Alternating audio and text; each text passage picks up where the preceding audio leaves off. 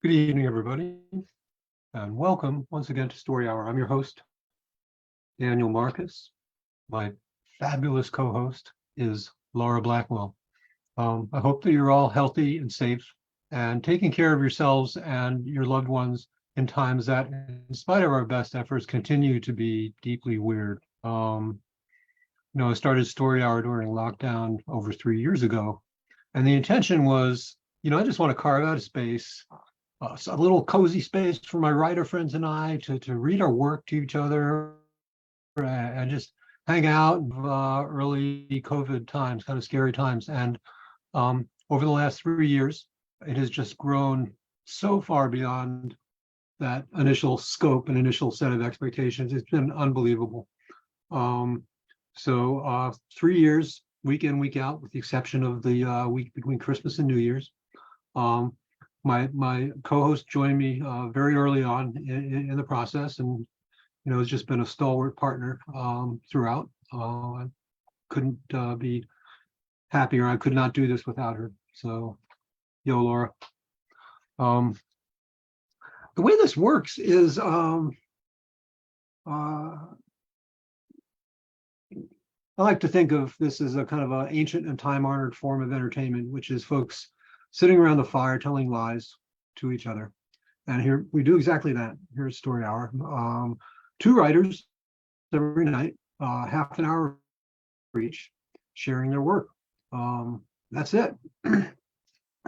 Tonight, we are very happy to welcome back Sam Rebelein and Gwendolyn Kiste. Both of them have been here twice before, so they're not just repeat offenders, they're multiple offenders. So we're really delighted to have them both back here. I'm also really happy to announce that we've received a SIFWA Givers grant for 2023 so that we can continue to keep the lights on and keep these virtual rooms open and continue to bring you what we really believe is some of the best spoken word speculative fiction that you can get anywhere. It is our custom to ask our guests, ask our authors to indicate a worthy cause, first to call your attention to. If you can contribute financially to these causes, that's great. If you can't, just be aware, if you're so inclined, spread awareness to your people. So Sam is reading tonight for the Hudson Valley Animal Rescue and Sanctuary. That's hvars.org. Hudson Valley Animal Rescue and Sanctuary is a nonprofit animal rescue, wildlife rehabilitation center, and low-cost vet service clinic. Their mission is to bring affordable vet care to their community. They started in 2011. They opened their first low-cost spay and neuter and vaccine clinic, which was a mobile hospital. And in 2015, they opened a stationary hospital, and they run out of that to this day. They are a multi-vet facility. They offer everything from wellness clinics to more complex surgeries, dental work, x-rays, blood work, the whole gamut. And all the money, every penny that comes through those doors is given right back to the animals that they take in, rescue, and rehabilitate and adopt out. So that's hvars.org, the Hudson Valley Animal Rescue and Sanctuary. Gwendolyn is reading tonight for the National Aviary, another animal organization. It's awesome. Their mission is to inspire respect for nature through appreciation of birds, which is really cool. We've had for weeks now this little mourning dove family in our neighbor's sort of outside window area, and we just watched them bring up a couple of little babies, and the babies have just flown the coop, so we're kind of sad. But anyway, the National Aviary is America's only independent indoor nonprofit zoo dedicated to birds. They're located in Allegheny Commons Park on Pittsburgh's historic north side, and they're home to more than 500 birds that represent more than 150 species from all around the world, and many of these are threatened or endangered in the wild.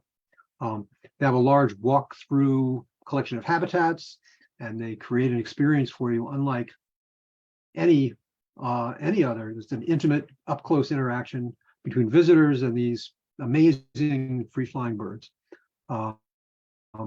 Opportunities to hand feed and meet many species that you just don't see in zoos or anywhere else in the world. That's aviary.org. We're going to start tonight's program with Gwendolyn. Gwendolyn Kiste is the 3-time Bram Stoker Award-winning author of The Rust Maidens, Reluctant Immortals, Bone, Set, and Feathers, and Pretty Marys All in a Row, among others. Her short fiction and nonfiction have appeared in outlets including Lit Hub, Nightmare, Best American Science Fiction and Fantasy, Bastarian, Tor, Nightfire, Titan Books, and The Dark. She's a Lambda Literary Award finalist. Her fiction has also received the This Is Horror Award for Novel of the Year, as well as nominations for the Premios Kelvin and Ignotus or iNotus Awards. She's originally from Ohio. She now resides on an abandoned horse farm outside of Pittsburgh with her husband, her excitable calico cat, and not nearly enough ghosts. You can find her online at GwendolynKiste.com. Gwendolyn, the floor is yours. And if I've left anything out of your bio, feel free to just and not a bit before we dive in. Can everybody hear me? Do I sound okay? Am I coming through? Okay, great.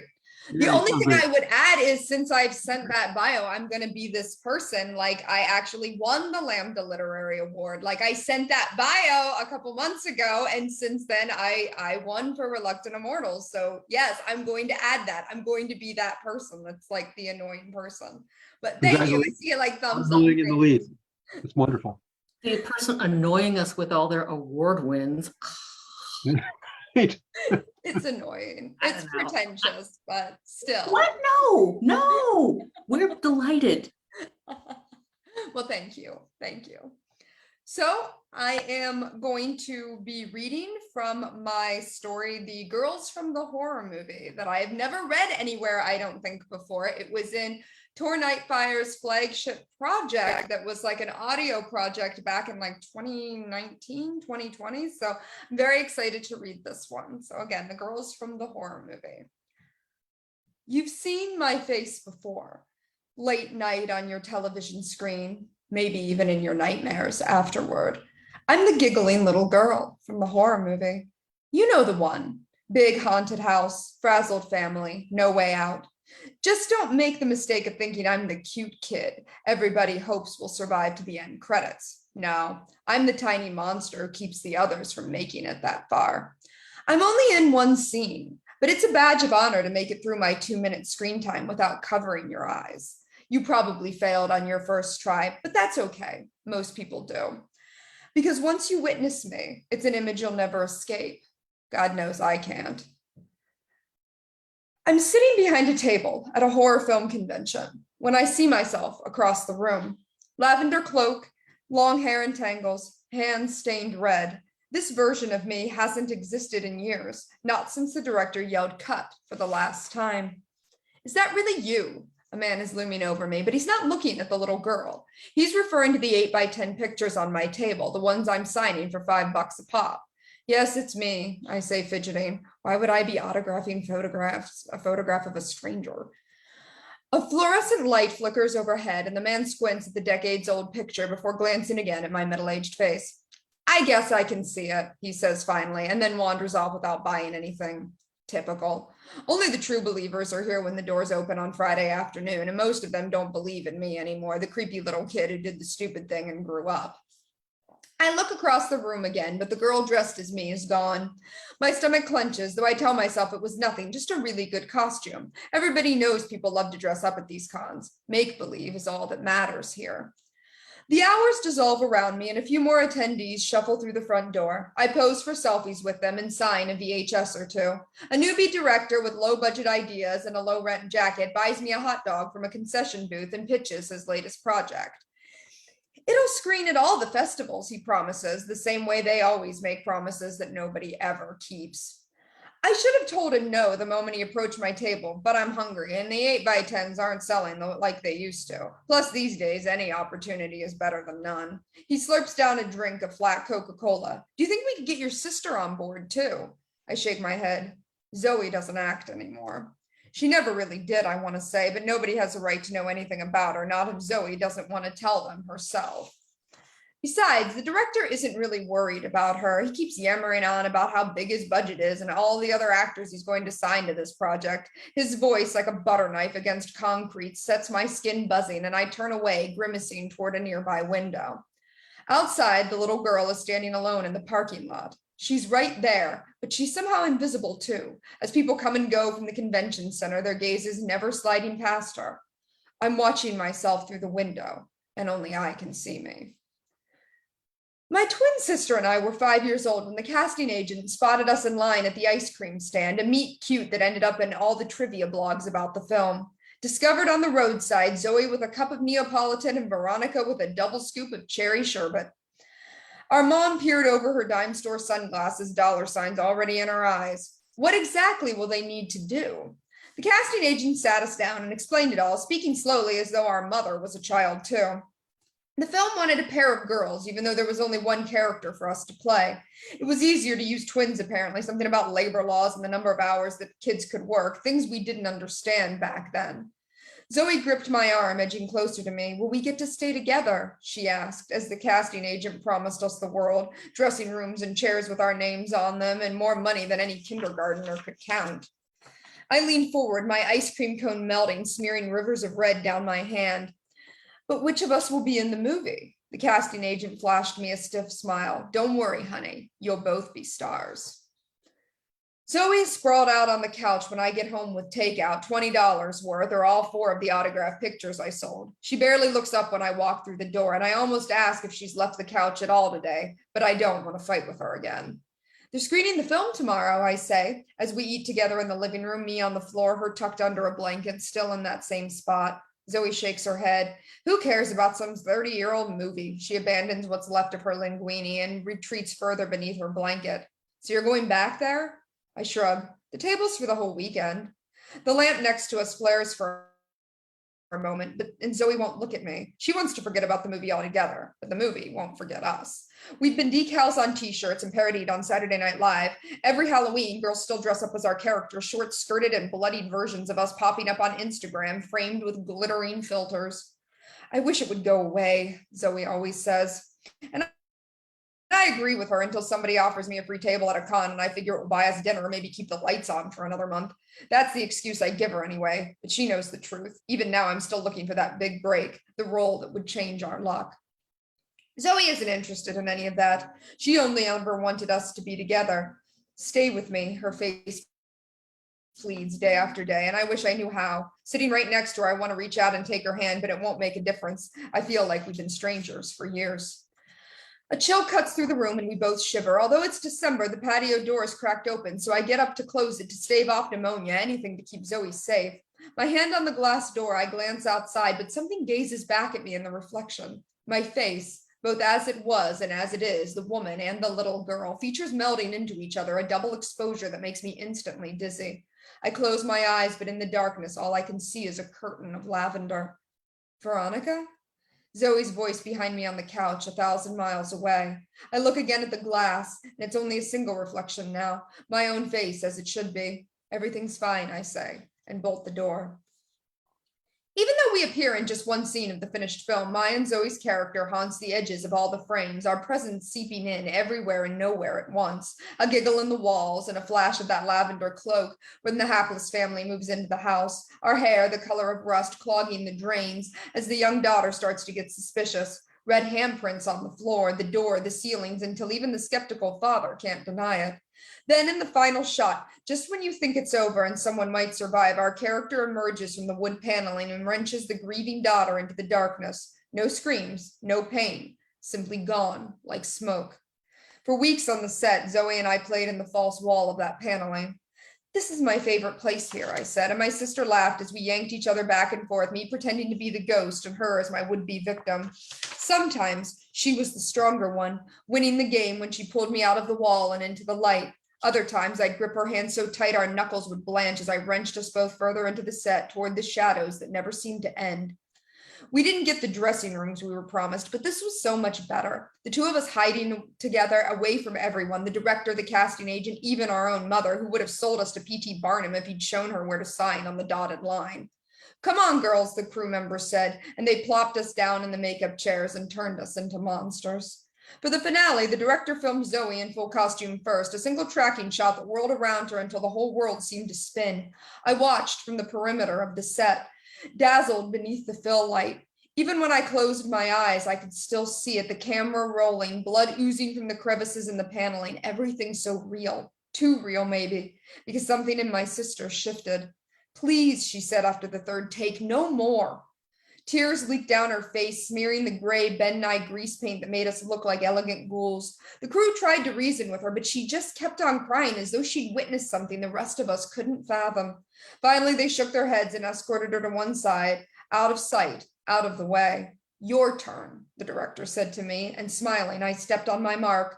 This film was where I belonged, beneath the glistening halogen bulbs, among the flourishes of gore, all of it mine. Don't do this, Zoe whispered between takes. It's not safe. I gaped at her. Why not?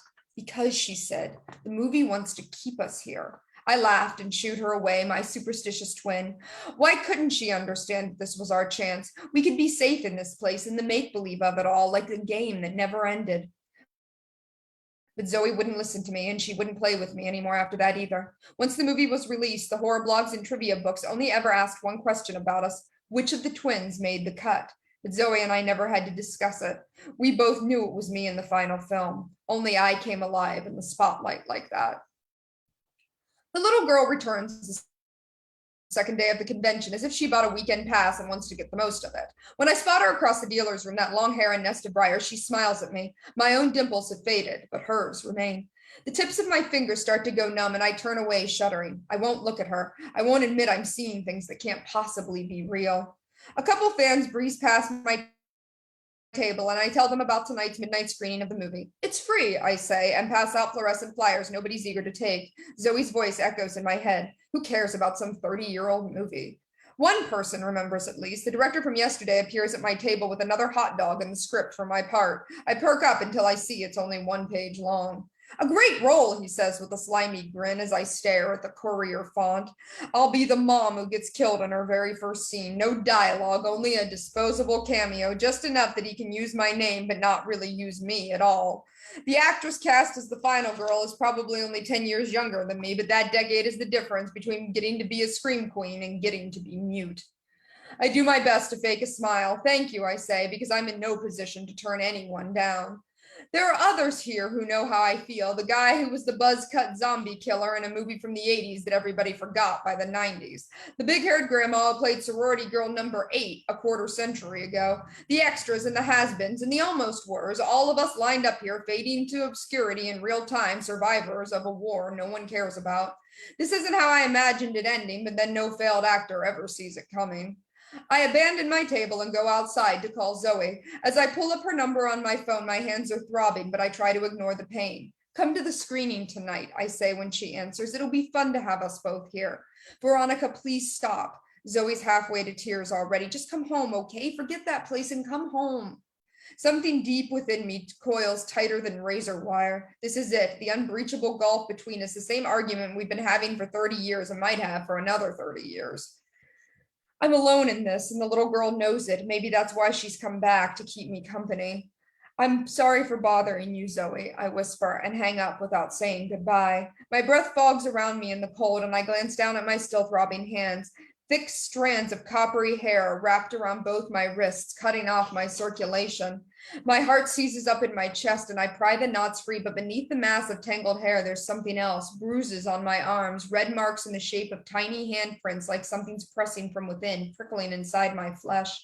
I part my lips to scream, but all that comes out in a strangled voice is Zoe's name, and she's not around to hear me anymore.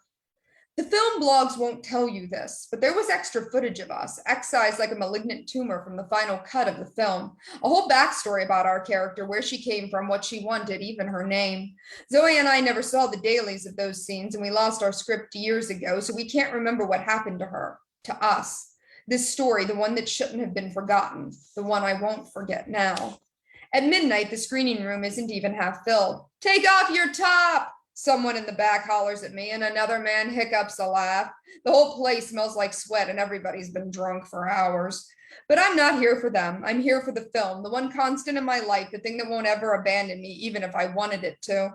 I take a seat in the front row and close my eyes as the room goes dark and everything else falls away. Everything except a hand on my arm and a strange murmur all around me. I smile, the melody of the movie soaking into my flesh, and I inhale the screams and then the silence, all of this a part of me, all of this mine. Zoe has always wanted to run from this, but I won't be like her. After all, there's nothing to be afraid of. This little girl is me. She's always been me, and why should I ever fear myself? When I open my eyes again, the room is empty. No more cat-calling attendees, nothing except an image of wood paneling on the projection screen, the wall from which I emerge in the film, the same wall where Zoe and I used to play. Only I'm not seeing it from the audience. I'm looking at the room from the other side, within the movie, back where I belong. This place I should have led my sister all those years ago, where we should have stayed. Fortunately, now we'll get our second chance. Veronica? Zoe's voice floats down the hallway. She decided to show up for the screening after all. I'm here, I say, my words warbling, everything in me surging and alive, no screams, no pain. Except my sister doesn't understand this. She edges into the room, following a line of red fingerprints on the floor, too small to be made by the hands we have now. As she comes toward the screen, Zoe senses me here on the false wall, and everything in her shifts the same way it did on the set 30 years ago. Stay with me. Her face pleads, tears starting to seep down her cheeks, and I wish she could see that's what I'm trying to do. We'll hide away together, safe at last, and we'll remember everything, the story our character never got to tell, our own story as it should have been. I reach out through the paneling, the screen shimmering around me, and though she hesitates at first, Zoe takes my hand, slick with red. Her touch is warm, and I don't want to let go. In the dark, a little girl giggles, and I can't be sure if the sound is coming from something next to me or from my own lips. Don't do this, my sister whispers, but we both know it's too late, so we grip tighter to one another, refusing to let the other slip away this time. On either side of the screen, our hands entwined, Zoe and I pull, ready to find out once and for all which of us will win this game. Thank you.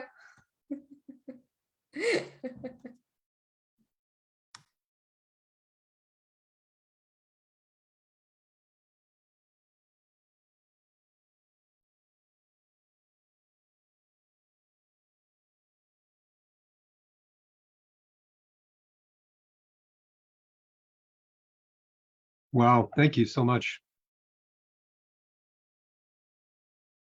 That was awesome.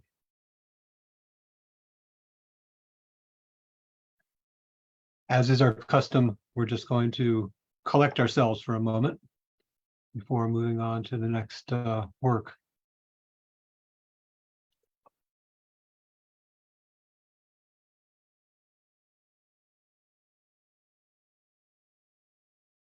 All right, Gwendolyn Kiste, lovely work. Thank you so much. Our next contestant is Sam Rebelein. Sam holds an MFA in creative writing from Goddard with a focus on horror and memoir. It's really an interesting blend. A certificate of graduation from the Lubbock Area Square and Round Dance Federation, and it's hard to say which of these is actually the greater accomplishment. Sam's work has appeared all over the place, including Shimmer, The Deadlands, Press Pause, Press, Bourbon Pen, Coffin Bell Journal, The Dread Machine, Ellen Datlow's Best Horror of the Year, and elsewhere. His debut horror novel, Edenville, is coming out on October 3rd from William Morrow, and I personally cannot wait. For more about Sam's work and pictures of his dogs, follow Sam on Instagram at RebelSam94 and Twitter at Hillary Scruff. Sam, welcome back. Please take it away. Oh my gosh. Thank you for having me back. I was saying this before we went live, but I just want to give a shout out to Laura and Daniel for cultivating such a cozy, like warm, safe space for stories of the darkest, weirdest ilk. This is, I think, my third time on Story Hour, and my first time was my first reading anywhere ever. So this is just like such a special thing to me. I'm so happy to be back. Edenville,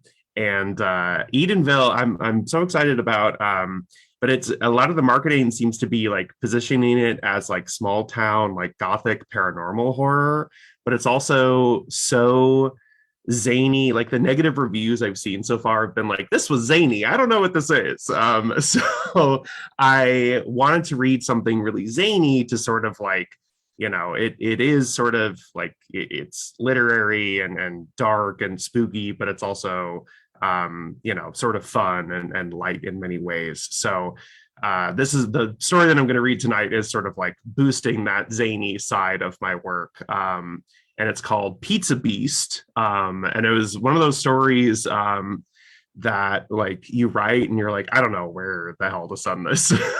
So it's been like sitting on my computer and I'm like, so this is its debut, its world debut. So I'm very excited. But I think there was something else I was going to say about it, but I don't remember what that would be now. Oh yes, I'm going to rate this. I'm going to say the story is rated R for, you know, some language and some like abuse of a fantastical creature who may or may not be the Pizza Beast of the title. But anyway, without further ado, here's Pizza Beast. God damn it, Warren. Dad dropped his menu to the table, its plastic slapped against the checkered red tablecloth. Stop teasing your brother. And Darren, he pointed at Darren with 3 thick, rigid fingers. Darren always imagined that's how he used to point in Afghanistan when he'd tell his men to move up or open fire or whatever. He jabbed those 3 fingers at Darren across the table. Pizza comes from a goddamn oven. They make the dough right over there. He swung his fingers toward the large window in the restaurant's kitchen. Through it, Darren could see the men flinging dough high above their heads. They sauce it up, they cover it in cheese, and they slide it into the oven. It's all clear as day. Don't listen to your brother. And Warren, he swung his fingers back in Warren's direction. If you give your little brother one more goddamn nightmare, I'm going to beat your ass from now until Christmas. But Dad, said Warren, Christmas was yesterday. Did I say this goddamn Christmas? Sweet goddamn in heaven. He picked up his menu, flapping it like a newspaper, then turned sharply to his wife sitting next to him in the booth. I'm sorry for my language, Nadine. I just get so worked up when we come to the Petey's Pizza and I can smell the pizza and I'm so hungry and these boys are on my last goddamn nerve. I'm sorry. Oh, I know, sweetie. Nadine leaned over and kissed his temple. She went back to perusing the menu through her thick bottle lens glasses. Nadine was a woman of few words and many vodka sodas. During the day, she was an administrative assistant for a dentist's office, and at night, she was the family's cook, a laundry wench, and a devout fan of Outlander.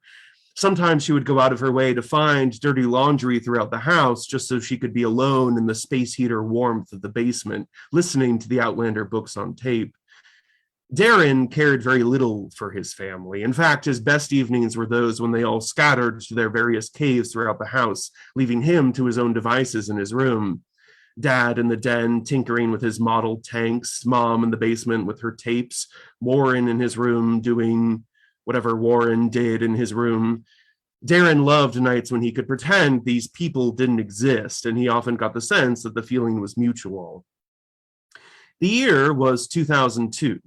Petey's Pizza squatted in the corpse of an old Pizza Hut, squirming in its shell like a parasitic worm. The interior was all the same, cozy brick, thin red carpet, and those pool table lights hanging low over the red benched booths. When the windows fogged in winter, you could still see the Hut's logo silhouetted along the glass. In 2002, Warren Parker Dillon was 12. He had long, greasy blonde hair, a truckload of freckles, and big blue braces. They were that deep shade of sneering blue that seemed to be reserved for bullies and insane older brothers. Warren was a bit of both. Darren Tanner Dillon, Warren's younger brother, was 8. Darren was known to wet the bed. Over the course of the 22-minute drive from the Dillon household to Petey's Pizza, Warren had spun a complex mythology for Darren about a creature he called the Pizza Beast. According to Warren, Petey's had a back room attached to the kitchen where they kept the beast, chained to a wall. The people working at Petey's would only pretend to make the pizzas in the kitchen. That was for the little kids who still believed in Santa and shit, but it was all a ruse. They threw all that junk away, that fake sauce and cheese and dough. The real pizzas came from the teats of the Pizza Beast. At first, Darren tried to ignore his older brother. It was dark in the back seat of the Dillon's PT Cruiser, but he had the worm light of his Game Boy on, and he sat hunched over the screen, trying desperately to pay attention to Pokemon Sapphire instead of to Warren.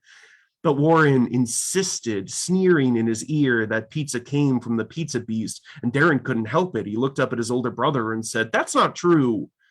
"Oh, it sure is," said Warren, opening his lips wide around those big blue braces. "Adults don't want you to know about it because it's super fucked up. Just like Santa Claus. They tell you that Santa delivers presents, but the real Santa died years ago. It's all a massive cover-up started by the FBI." Warren was really into X-Files at the time. "Santa's dead?" Darren asked, his voice small. "Oh yeah, big time. He died back in World War II, got shot down by the Nazis while he was delivering presents to little kids in London. And all the adults were so sad that they decided to pretend he was still alive. It's been the biggest cover-up since they let Bigfoot escape from that secret lab in Canada. And it's all so they can keep a little bit of magic alive for stupid kids like you. You think pizza comes out of an oven? Don't be fucking dumb, Darren. They squeeze it out of Pizza Beast's boob. It comes out all greasy and warm, and the cheese is all stringy coming out of the nipple." Warren gained momentum as they drove along, and by the time they reached the restaurant, he'd crafted such a vivid image for Darren that Darren didn't even want to see a pizza again for the rest of his life. When they sat in their booth, Warren laughed and poked Darren's arm, nodding at the double doors into the kitchen at the end of the short hall with the bathrooms. "Why don't you go in there and pay the Pizza Beast a visit?" Which had finally evoked a response from Dad, who slapped down his menu and said, "God damn it, Warren," and pointed those three fingers. When Dad pointed those three fingers at you, it was time to behave, or else. So Warren finally left Darren alone. Instead, he became deeply interested in bending the tines of his fork one by one with his knife. But the damage had already been done. Darren couldn't take his eyes off those swinging double doors. Waiters came out carrying pizzas, pastas, salads, and wings. But where did it all come from? Where did it all really come from? The Dillon family tore into a large bowl of garlic bread, dunking thick wads of cheesy, salty dough into a trough of Petey's marinara, scooping up great globs of rich, steaming blood. Darren couldn't eat a bite. He continued to watch the swinging double doors down the hall. "I have to the bathroom," he mumbled, mostly coherently. His family barely even glanced at him as he slid out of the booth. They continued to munch that garlic bread, staring into various corners of the restaurant with vacant expressions. Darren wandered down the short, dim hall toward the bathroom. He kept his eyes on the kitchen doors, and even though he really did need to pee, was in fact still so startled by Warren's tale that pee was threatening to pop out of him at this very moment. Darren's curiosity got the better of him. He took his hand from the knob of the men's bathroom door and turned to face the white glare of the kitchen, beaming down at him through the small twin windows of those swinging double doors. Warren's voice echoed back to him from across time. "Pizza's like milk. It's true. They have to milk the pizza out of a big creature called the Pizza Beast. It just lays on its side behind the kitchen all day, chained to the freaking wall. They feed it big balls of dough and it squeezes full pizzas out of its tits. Darren stared at the kitchen doors. Then a man burst out of them, frantically sorting through a ring of keys. Darren backed away, pretended to be entering the men's room again, but he watched as the man selected a large brass key and fitted into the padlock, locking a door Darren hadn't noticed before. As he swung the door open, a great bellow filled the hall, and Darren's blood turned to ice. "Oh, you got a pepperoni coming, huh?" said the man as he entered the room. And just as he swung the door shut behind him, Darren grabbed it. He could feel his pulse in his fingers as he inched the door back so he could see inside. The room was lit by a single flickering bulb, and he couldn't see very deep within, but he heard the mewling of whatever lay inside.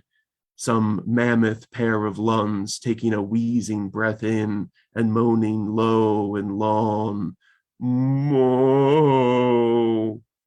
"Oh, a big pepperoni," said the man. "I can feel it crowning." Darren crept inside the room. Once inside, he could see down its entire flickering length. There was, at its far end, a single caged light hanging from the ceiling. It barely illuminated the back wall of the room in a staccato, blinking white. Darren could see the dirt floor, the stone walls, the window to the back of the oven where they slid the pizzas through to maintain their goddamn adult charade. But most of all, Darren saw the pizza beast. It had dull yellow and green scales, 4 legs like the limbs of an elephant. Feeble dog-like claws twitched at the dirt as it lay moaning on its side. The beast had a saurian snout and wide, flat nostrils. Darren could imagine flames licking out of them. It had 3 horns on its head, spiraling patterns of yellow and green bone. Its reptilian eyes rolled and blinked, a fine white gunk cluttering their ducts.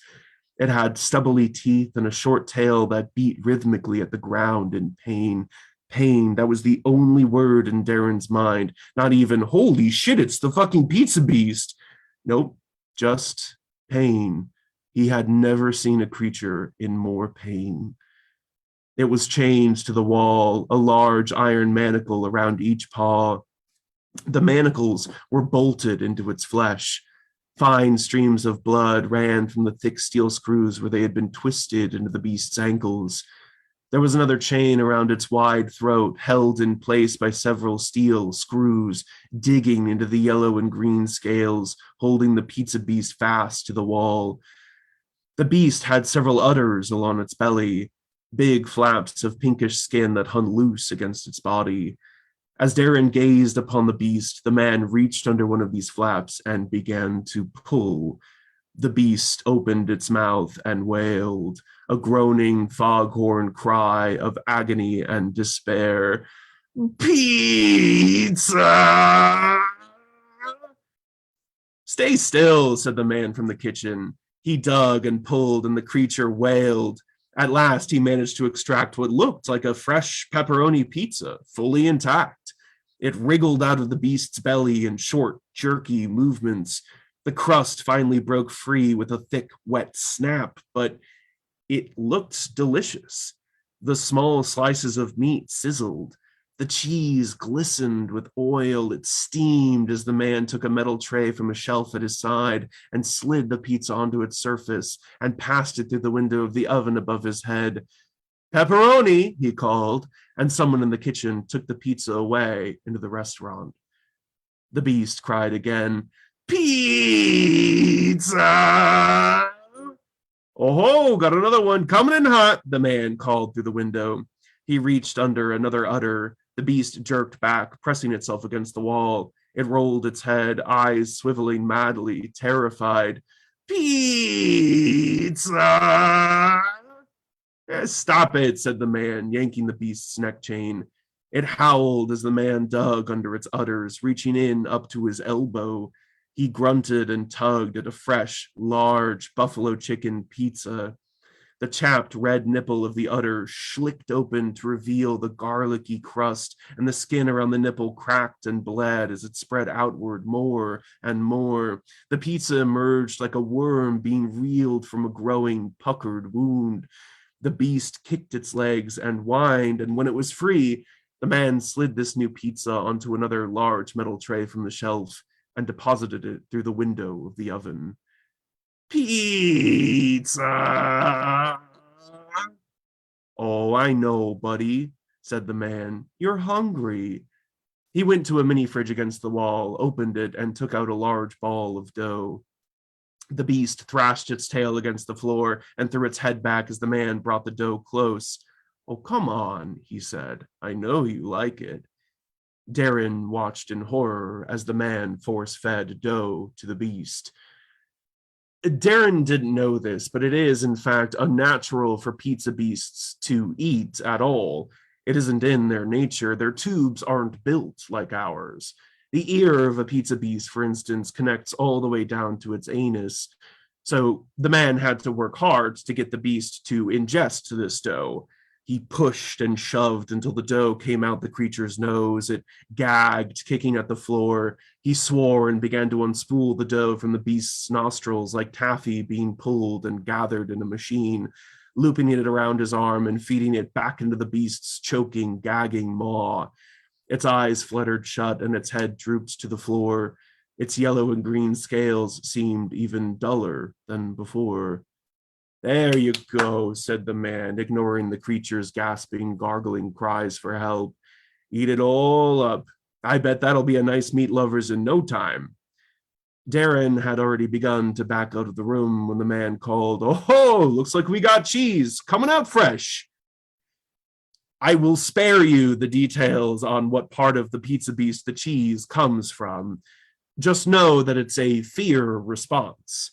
A beast will only secrete cheese if it is experiencing vast amounts of panic or pain or both.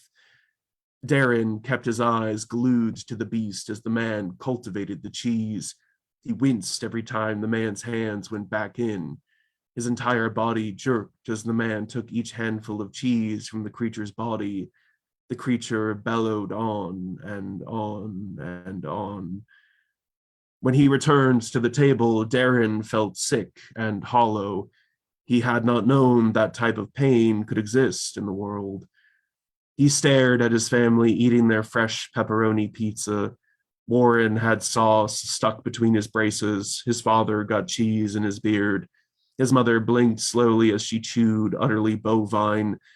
Darren didn't eat a bite, just sat there with his fork clenched in his hand, not moving. "What's the matter, you?" his father said, mouth full. "You're not eating?" "It's because he knows it's from an animal now," said Warren, his mouth full too. He sneered at Darren. "Bet you saw the pizza beast back there, didn't you?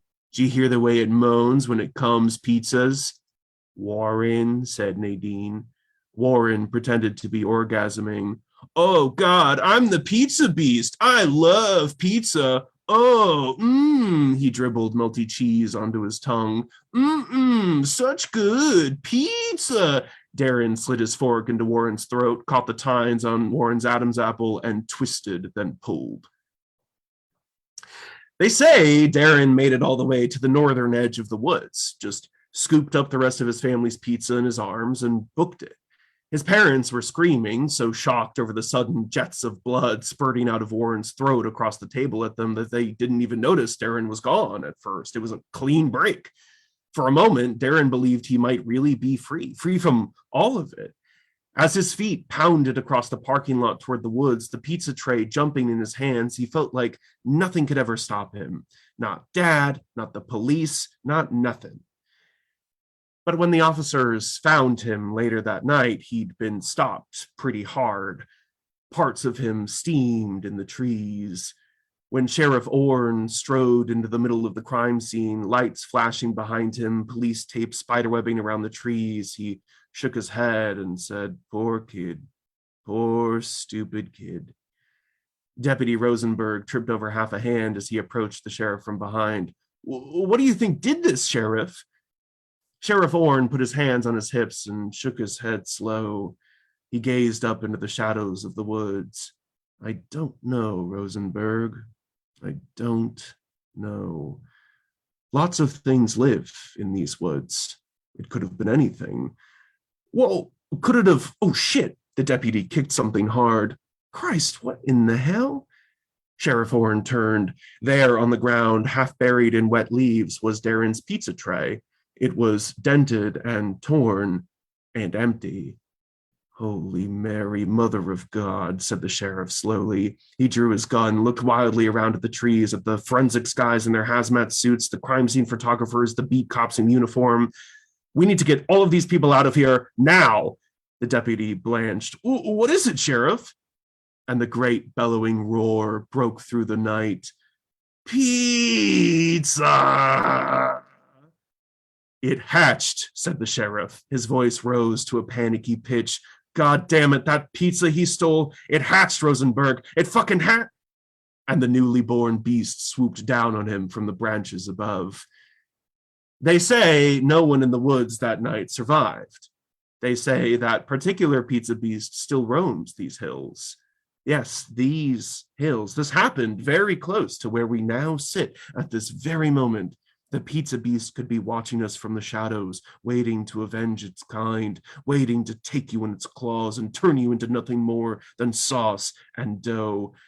Which is why, my dear children, we keep the pizza beast a secret, hidden away from the prying eyes of curious little scouts such as yourselves. It's not safe for you to know the truth.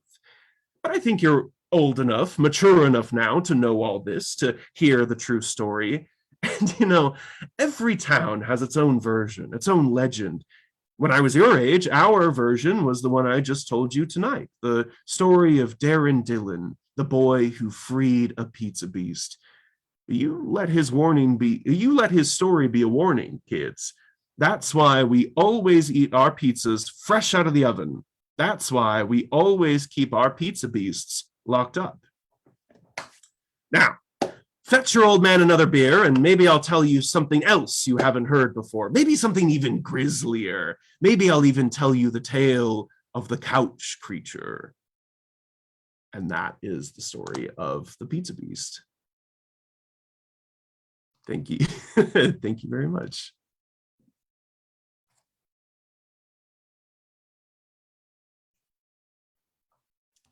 Wow. Well, that was disgusting. I mean that in the best possible way. That was great. Vegan cheese has never sounded so good, has it? I'm telling you, Never. seriously. I mean, it's never really sounded good at all to me before now.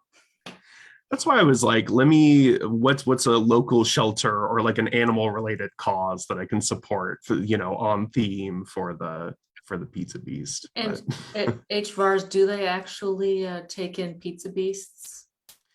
No, they just eat all the other animals in the shelter. It's not safe, They have their own special facilities somewhere else. The beast is like an apex predator, clearly, right? Yeah, yeah, unstoppable.